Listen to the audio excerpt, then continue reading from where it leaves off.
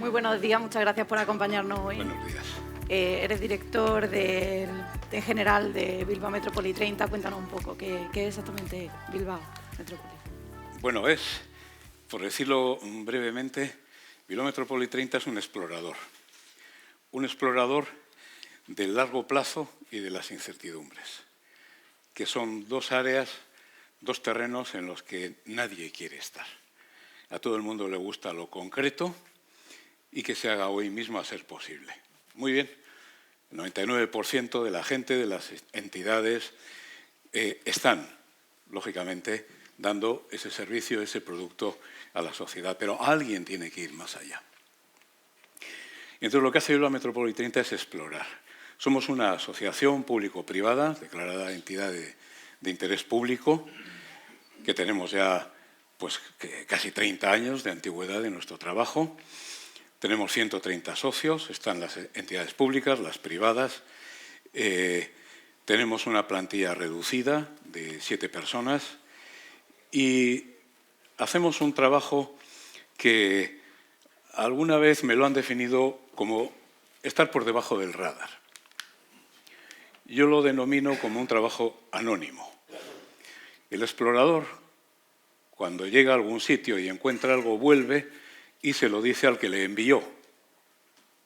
No se sube a la montaña, lo predica y se lo cuenta a todo el pueblo. Se lo dice al que le envió. Puede ser el general del ejército, puede ser el líder, puede ser, en fin, el responsable de una empresa. Y esa persona es la que decide qué hace con la información. Entonces, lo que nosotros hacemos es reportar las incertidumbres a largo plazo a nuestros socios para que cada uno en su ámbito de decisión y de responsabilidad adopte las decisiones necesarias. Pero nuestro trabajo es anónimo y, desde luego, lo último que queremos es aparecer en los medios de comunicación con las conclusiones o con las informaciones que hemos conseguido. Pues damos paso a tu ponencia, Alfonso. Muy bien, muchas gracias. Voy a tratar, en primer lugar, muchas gracias, sí. En el tiempo del que dispongo, de decir casi todo lo que he venido a decir, cosa que creo que me resultará prácticamente imposible. Bueno, quiero, desde luego, agradecer a los organizadores que me hayan invitado a este evento y, además, bueno, pues en esta ciudad, que no voy a caer en los tópicos, pero, desde luego, siempre es un atractivo adicional que a uno le inviten a Córdoba, porque, aparte de estar aquí con mucho gusto, hay mucha vida ahí fuera y, desde luego, vengo con toda la intención de disfrutarla. Bueno, es un enfoque que parte de una serie de temas englobados en lo que podría ser la agenda, ¿no? La agenda urbana, más o menos, ¿no? Una agenda que se desarrolló en el término del Bilbao metropolitano, y esto lo quiero explicar un poco. Bilbao es una ciudad de aproximadamente 345.000 habitantes, rodeada de unos 30 municipios, con los cuales alcanza casi 1 millón de habitantes. Entonces, cuando en los años 80 se inició el proceso de revitalización, se partió de un concepto que yo les quería trasladar porque me parece que es fundamental para entender no solo la transformación de Bilbao, sino cualquier otro proceso de transformación importante. Y lo que ocurrió ahí es que había miedo. Había miedo por una serie de circunstancias de todos conocidas. Crisis industrial, desempleo, contaminación del medio ambiente, una cierta revuelta social por el cierre de grandes empresas, un urbanismo desastroso, una situación de pesimismo social, etcétera, etcétera, etcétera. Tuvimos unas inundaciones catastróficas, tuvimos todo tipo de problemas y, como es bien sabido, para desgracia de todos, teníamos gente encapuchada que se dedicaba a circular por ahí poniendo bombas y pegando tiros. O sea que a mí, cuando me visitan a veces de América Latina, de África, me dicen: oiga, usted no sabe cuántos problemas tenemos nosotros. Y yo: cuéntamelos. Yo tenía prácticamente todos, menos una epidemia, teníamos de todo ahí. Entonces, esto generó un miedo. Y el miedo es el combustible del cambio. Si no hay miedo, no hay cambio. Cuando hay complacencia, de lo que se trata es de mantener las cosas como están, cambiando un poquito aquí, un poquito allá, pero bueno, está bien, esto funciona, ¿no? Entonces, el miedo hay que aprovecharlo. El miedo es importante en la medida en que sirve para detonar un proceso de transformación, sirve para que los líderes puedan adoptar decisiones de riesgo, sirve para que todo el mundo se movilice en la misma dirección. A mí me contó un amigo andaluz, por eso me voy a permitir contar la anécdota, él era matador, era torero, había tomado la alternativa. Lo que pasa es que era tan malo que no voy a decir ni su nombre, porque no triunfó en lo más mínimo. Y me dijo, mira, yo no triunfo en el toro no porque tenga miedo, sino porque no lo puedo controlar. Y es verdad. Yo no soy matador, evidentemente, pero creo que todo torero tiene miedo cuando sale a la plaza, pero lo controla. Claro, el que no lo puede controlar, fracasa. Esta es la clave. Ese cambio produjo una serie de transformaciones. Una, y me he alargado un poco en esta primera imagen, es que se partió de la idea de que los cambios, la transformación, la revitalización tenía que ser para todos los municipios, para todas las personas. Problemas comunes exigen soluciones comunes. No puedes plantear un futuro en el que unos ganan y otros pierden. Y además, aunque disimules y creas que nadie se ha dado cuenta, la gente es mucho más lista de lo que parece y enseguida se da cuenta, te cala, por decirlo así, y surgen las protestas, ¿no? Entonces, de ahí surgieron proyectos muy conocidos, uno de ellos el Museo Guggenheim, que sigue siendo, como pone ahí, un hito sobresaliente. ¿Por qué es un hito sobresaliente? Pues porque es impensable que una ciudad en crisis se pueda plantear construir un equipamiento de ese calibre y además gastarse un dinero que podía haberse utilizado en otras cosas, por ejemplo, en crear empleo, ¿no? Que es lo que siempre se suele decir. Pero, sin embargo, se pudo hacer. Y este Museo Guggenheim, que en ninguna manera ayuda a que Bilbao y su metrópoli sea un entorno mejor, en ninguna manera, sin embargo, sirve para generar entusiasmo social. Y ese entusiasmo social es el que alimenta el proceso. Porque los líderes pueden adoptar decisiones de riesgo una vez, pero a la segunda necesitan algún éxito que demostrar para poder seguir en esa dinámica de tomar otras decisiones de riesgo. En caso contrario, se acaba el proceso. Bien, todo esto, como digo, incorporaba e incluía una serie de factores como la regeneración del medio ambiente. La ría, la regeneración de la ría, fue una de las grandes claves de la transformación. Es el medio ambiente. Nadie quiere vivir en un entorno degradado medioambientalmente. Hay cierta tendencia, y lo digo, yo viajo bastante, porque se ve sobre todo en esas ciudades que antes las llamábamos emergentes, ¿no? Pero que ya parece que están llegando en América Latina, en Asia, etcétera.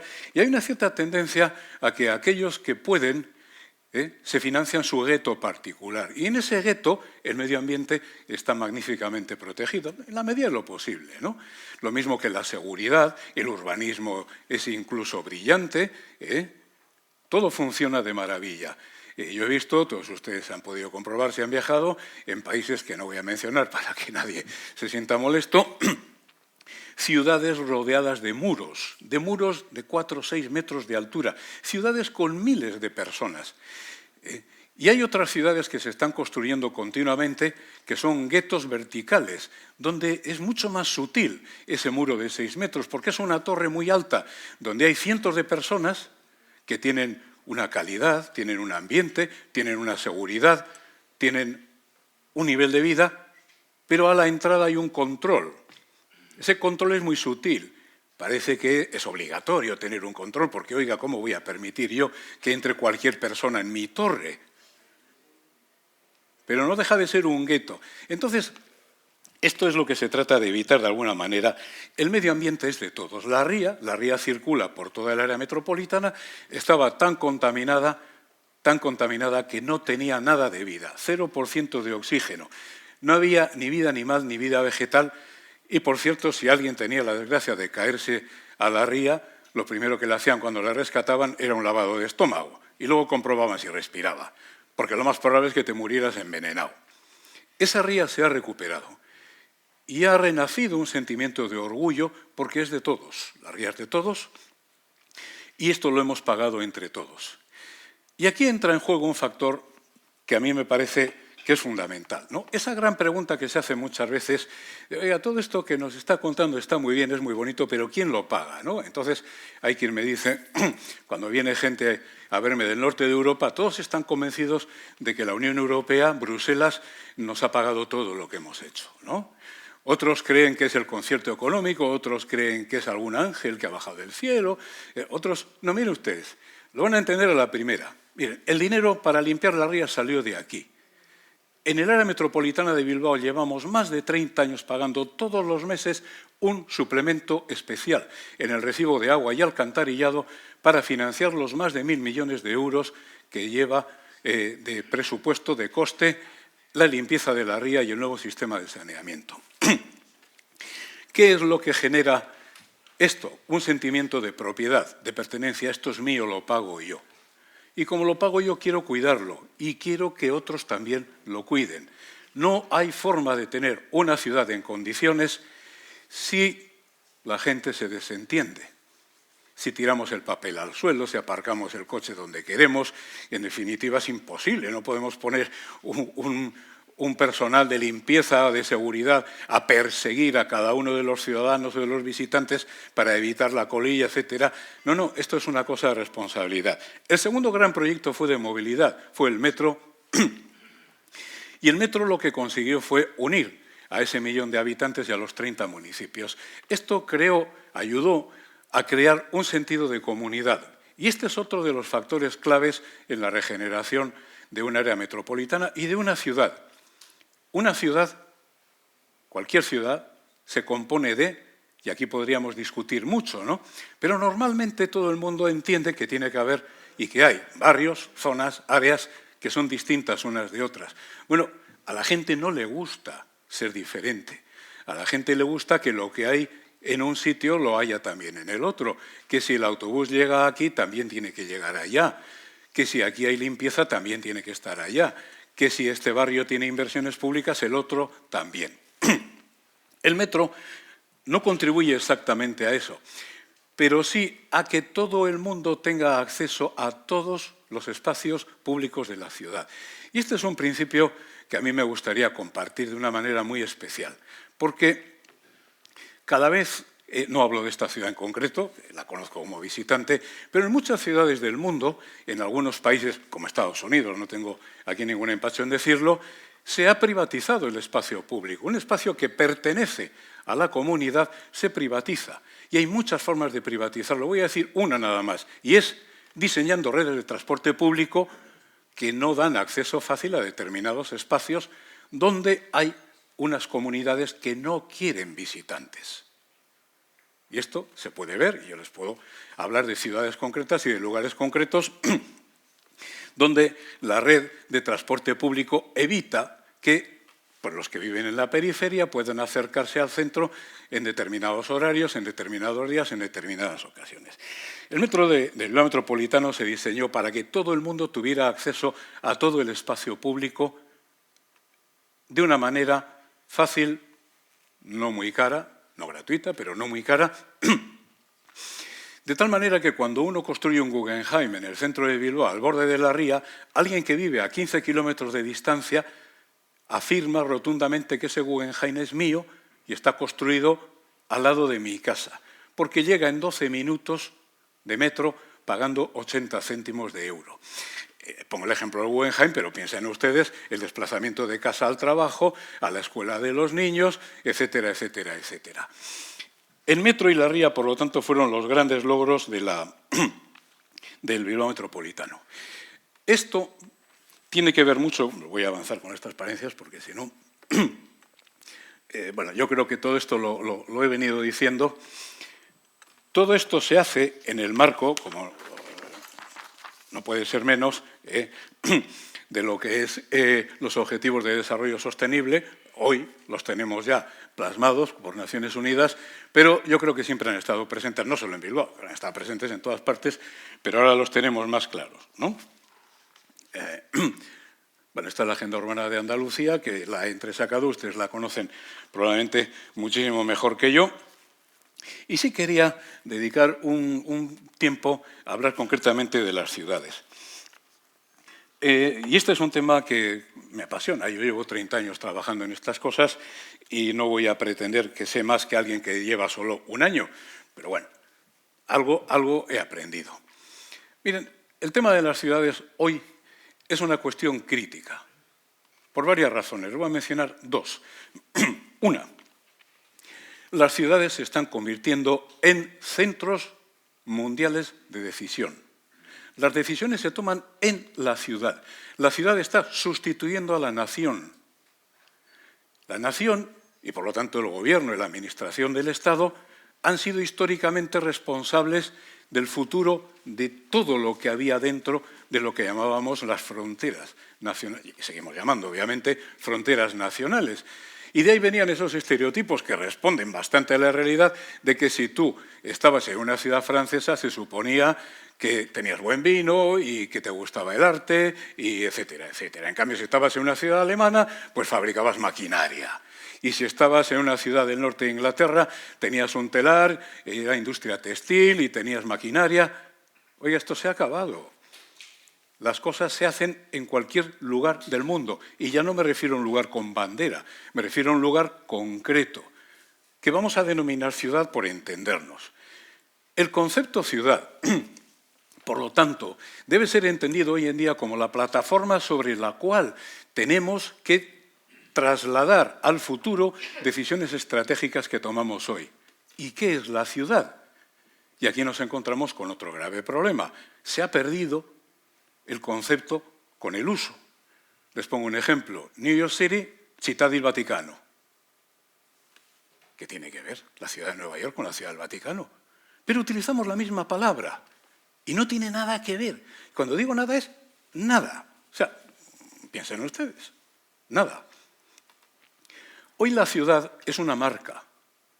Es una marca que si funciona, es utilizada por un entorno geográfico que piensa que va a tener ventajas competitivas poniéndose debajo del paraguas de esa marca.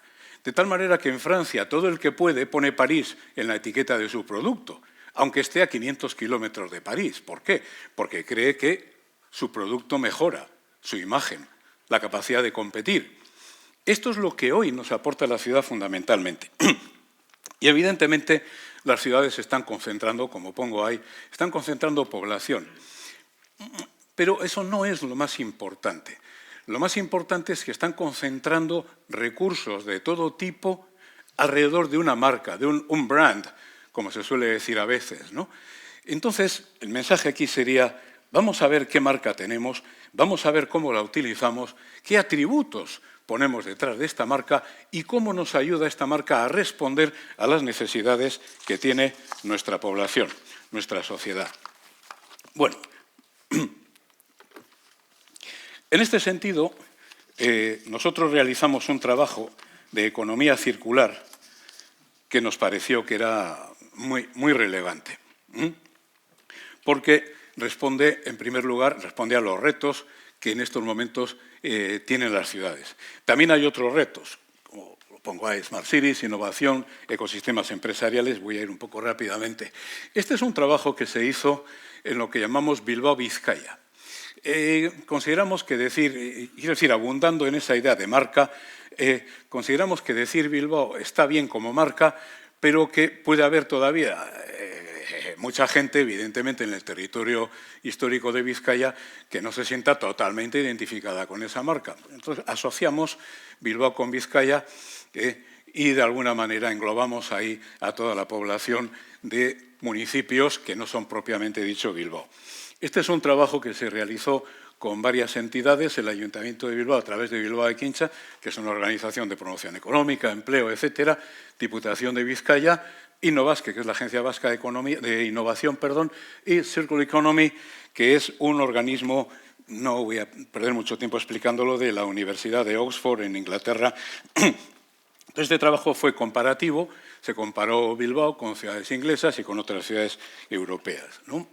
Y de aquí surgió, y esto lo pongo simplemente como ejemplo, hay un documento bastante grande, se trató de buscar cuáles eran las interrelaciones entre las diferentes áreas y funciones que desarrollaba la ciudad.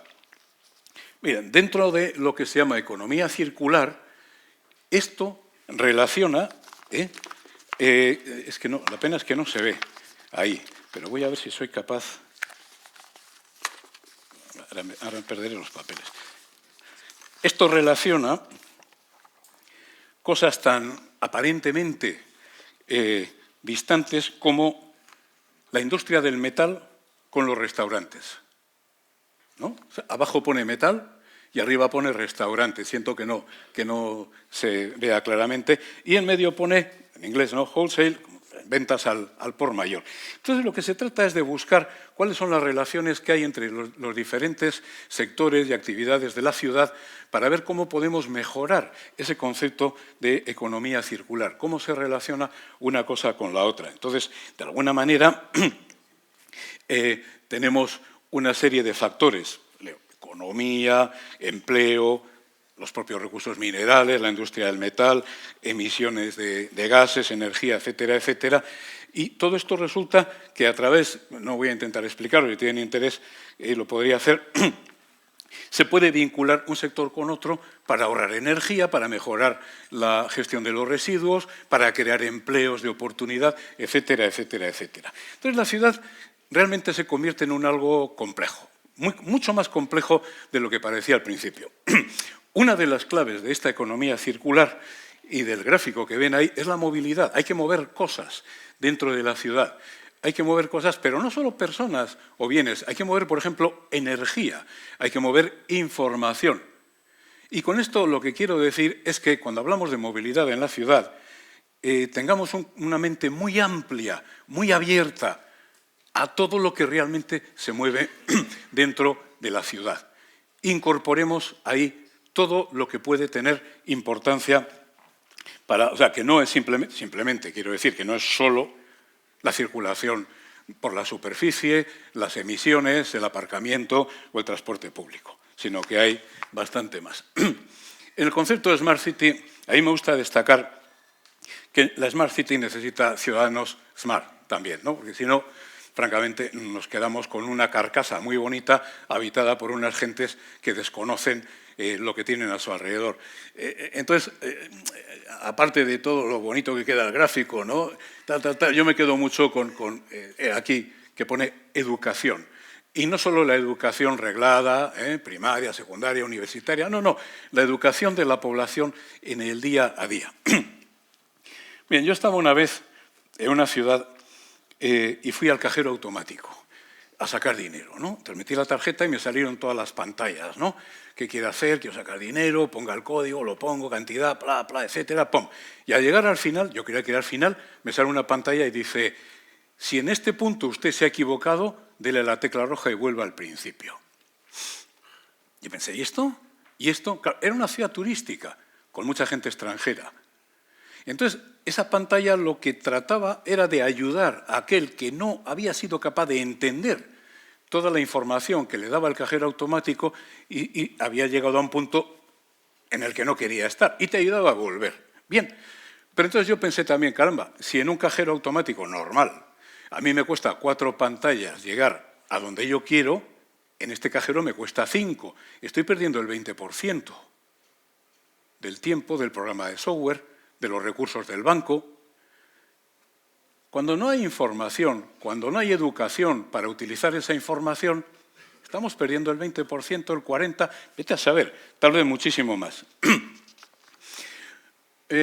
Dentro de esa estrategia, bueno, Smart City, yo creo que esto es muy sabido, se trata de mejorar la administración con todas las tecnologías que pueda haber, hablar del espacio urbano, el espacio urbano cada vez está más tecnologizado y deberíamos evitar que nos ocurra lo del cajero automático, que para que el espacio urbano sea más tecnológico tengamos que perder mucho tiempo explicando al usuario, al ciudadano, la tecnología que aplicamos. La ciudadanía digital, su relación con la calidad de vida, yo creo que es claro, un desarrollo económico inteligente y sostenible y la gobernanza, conceptos que no voy a perder mucho tiempo. Conviene hacer una gestión de datos a 3 niveles, al menos se hace así. El descriptivo, qué pasa en la ciudad, predictivo, qué puede ocurrir a partir de la información que manejamos, y el prescriptivo, qué podríamos hacer para que el camino fuese el que queremos. En temas de innovación urbana hemos venido trabajando mucho. Hay conceptos que cada día se nos incorporan, ¿no?, a la ecuación esa de largo plazo, conceptos que se convierten en incertidumbres. La incertidumbre, no quiero pararme demasiado aquí, pero la incertidumbre es una variable de la ecuación que de repente salta y se nos descontrola. La tendencia natural, cuando una variable se nos descontrola, es eliminarla. Pero claro, nos estamos haciendo trampas al solitario, evidentemente, ¿no? Es como cuando el médico te dice, si me permiten este ejemplo, oye, tu salud, te veo mal, ¿eh? Entonces, hay una reacción muy humana que es salir de la consulta y hacer como que no te ha dicho nada. Dice, yo no quiero ni, me da igual, sigo bebiendo, comiendo. No, pero claro, pero no es serio, ¿no? Y tenemos el tema de la diversidad. Es tremendo el tema de la diversidad. Muchas veces nos da la impresión de que, sí, otra raza, un negro, un tal, ¿no? Otra religión, otra... No, si es que nosotros somos diversos. Estamos empezando a reconocer la diversidad de cada persona, porque probablemente por primera vez en la historia la tecnología nos permite ser individuos como nunca antes. Piensen en el aparatito que tenemos todos metido aquí, por solo pensar en uno, podemos, cada uno de nosotros individualmente, relacionarnos con quien queramos, tener la información que queramos, comprar lo que queramos, esté en Japón o en Sudáfrica, ver vídeos, etcétera, etcétera. De tal manera que aunque aparentemente seamos todos muy parecidos, en el fondo nos estamos individualizando. Hay que gestionar esa diversidad. El concepto hípica está aquí, no se ve bien, innovación, profesionalidad, identidad, comunidad, apertura, trata de la definición en valores estratégicos de la ciudad. Muchas veces se define la ciudad, me van a permitir ahora que me meta en Córdoba donde nadie me llama, a la mezquita. Oiga, eso es una postal. No, la ciudad hay que definirla con unos valores que la comunidad asume como propios. De ahí vienen esas definiciones que cada vez son más útiles, ciudad innovadora, ciudad solidaria, ciudad amable, ciudad tal, ciudad cual, que no tiene mucho que ver con los monumentos, con la Torre Eiffel. Pensemos en las personas. Hay que definir la ciudad con personas y hay que definirla con valores. Voy terminando. Los ecosistemas empresariales urbanos se están desarrollando bastante en Bilbao y en todas las ciudades. Bueno, tienen como objetivo crear empleo, cooperar, crear una economía resiliente. Tenemos en Bilbao unas experiencias que llamamos Auzo Factory, son fábricas de los vecindarios, donde antiguos edificios industriales que quedan rodeados por la urbanización se transforman en viveros de empresas. Este puede ser un buen ejemplo, si visitan Bilbao y tienen interés. Es un barrio, vamos a decir, nuevo de Bilbao. Este es el Bilbao clásico de la Gran Vía. Por aquí está el Museo Guggenheim, por aquí. Este es el barrio de Deusto, la Universidad de Deusto. Y esta zona, Solosaurre, es una zona portuaria e industrial. Perdón, era portuaria e industrial. Para que se hagan idea, solo este canal tenía un volumen de tráfico portuario superior al puerto de Santander. Lo pongo como comparación, no por nada. Esto se va a transformar, se ha transformado ya en una isla, se ha excavado el canal y aquí hay enormes proyectos para crear un ecosistema empresarial, donde una de las claves es la movilidad, en un concepto que en Bilbao se utiliza mucho, y es ir andando. Y me dirán, pues, vaya bobada. Bueno, sí, pero de lo que se trata es de que la gente pueda vivir aquí, trabajar aquí, divertirse aquí, estudiar allá e ir al hospital que está aquí mismo porque ya está construido, etcétera, etcétera.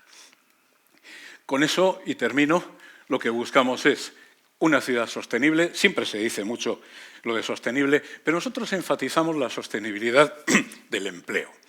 Y cualquier líder de Bilbao, de Vizcaya, si usted le escucha en un discurso, les dirá: si la gente tiene un buen empleo, el resto de los problemas se pueden resolver, pero si no tienen un buen empleo es realmente difícil. Lo que les comentaba muy al principio, capacidad atractora de ciudades y su ámbito de influencia.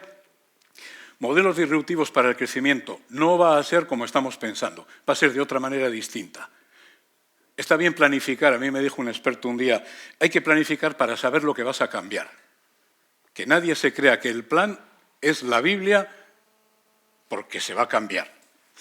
Y finalmente, economías transformadoras.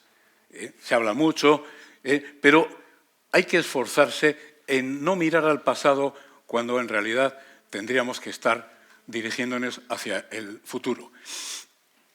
Es fácil y es rentable incluso tratar de hacer bien lo que se hizo mal antes. Pero es que lo que antes se hizo mal no merece la pena intentarlo otra vez. Es mejor dejarlo.